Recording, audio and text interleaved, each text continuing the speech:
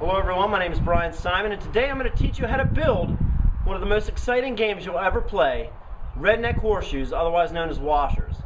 For this game you need the board that we're going to build today, and you also need some washers.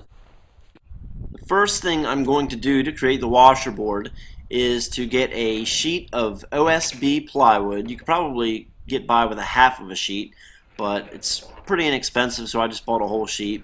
And I'm going to be drawing 44 inches by 14 inch rectangles. I'm going to need to draw two of those because you have to have two boards for a washer set.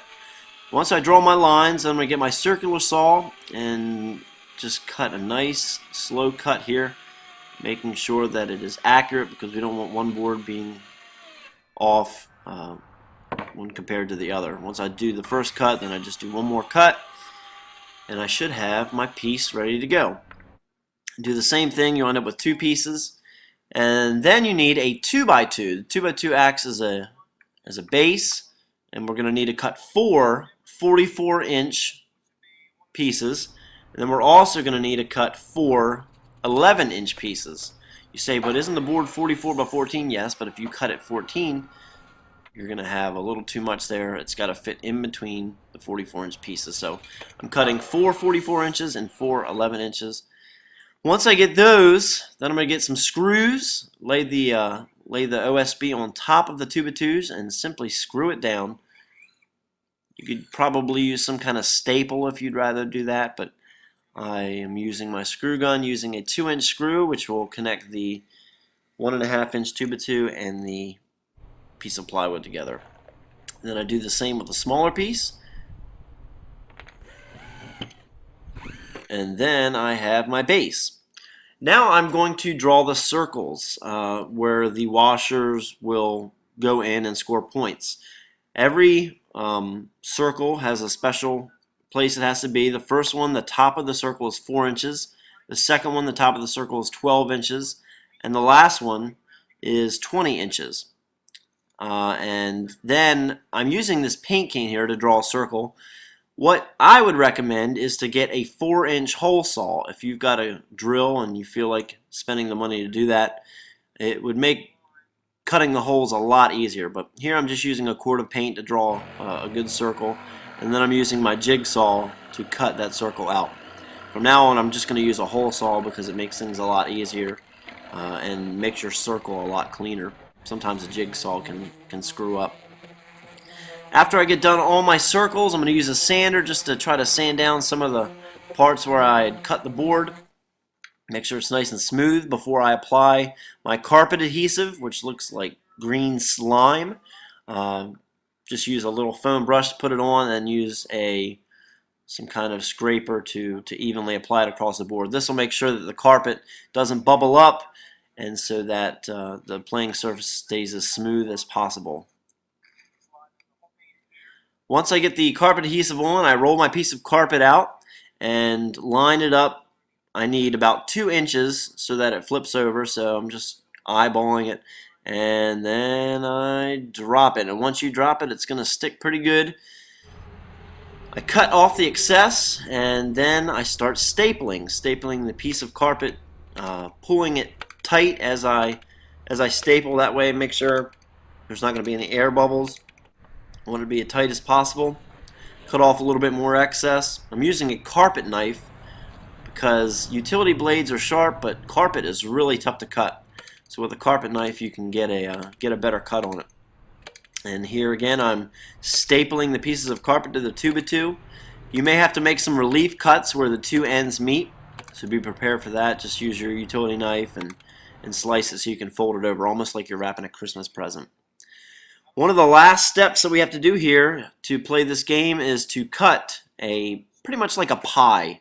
You cut just like a pizza, really, because you're going to want to fold those flaps over once you're done cutting it, so you can staple it to the underside of this board. One of the easiest ways to do this is to make your cuts and then go flip it back over, and so you can just slice it to where it meets the wood. It's kind of, like I said, carpet is a little hard to cut, so you have to kind of fool with it a little bit. Just watch your fingers. You'll notice the pieces have been stapled to the board, and then one of the last steps is I go through and cut the excess of the carpet and burn it so that it kind of all the loose ends melt and everything is nice and clean. Once I've got the board done, I want to take a sample throw here with my washer. Sometimes the washers you might get are going to be slippery on one side or rough on the other side. You can wear them down by rubbing them on the ground if you want, but that's how they throw. Alright guys, so I finally made both my boards. It took a little while, but I finished the second board. So I'm going to teach you all how to play redneck horseshoes, also known as washers. I've got 3 yellow washers, 3 blue washers, which constitute different people playing. So person A has the yellow washers. I'm person A. I get up. We're going to zoom in on these holes here that I'm getting ready to throw to. Get up and I toss. Oh, there's one! I got a point! Yeah! Alright, here we go. Let's toss the second one. There's 3. I got it in the 3 hole. I got another 3. So total, I got 2 in the 3 and 1 in the 1. That gives me 7 points so far. Now person number 2 comes up with their blue washers. The person that throws next can get washers in the same hole. If it gets one in the hole, it cancels it out basically. Here I ended up getting 2 in the 1 hole, which blocked out 1 of person A's points. So person A now had 2 in the 3, so he got 6 points, and I, since I got an extra one in the 1, now have 1 point. Basically, you can cancel out other person's washers if you throw it on top of them. The first hole is worth 1 point, the second hole is worth 3 points, the last hole is worth 5 points. The goal is to get to 21. If for some reason you have 18, you would want to throw a 3, obviously. If you threw a 5, you would go down 5 points from 18, so you would have a 13 then. If for some reason you threw a 1, and then you tried to throw another 1, trying to, creep your way up to 21 by 1s, and say you got a 1 and a 5, you would go down 6 points. So it's cumulative what you go down. That's about all I can really tell you. It's a really fun game. It takes a little bit of skill. If you want one of these boards, get in touch with me.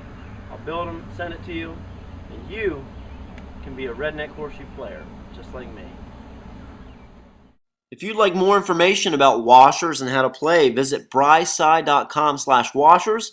Hopefully you guys can try to build these. If you are afraid of power tools and don't trust your skills to be able to build these, I will gladly build you a set and send you them along with 6 washers for $60. That includes shipping to my American friends. If you are in Canada or in some other country that charges a lot of shipping, I don't know what to tell you. We can try to work something out. You can contact me through that brysci.com/washers page. And I really hope that that you guys can try to build these, because it's so much fun for picnics and shindigs and all that junk. So thanks guys for watching. This has been a Brysci tutorial on how to play redneck washers. Thanks for stopping by. Peace out. And save this picture as your desktop because it's beautiful.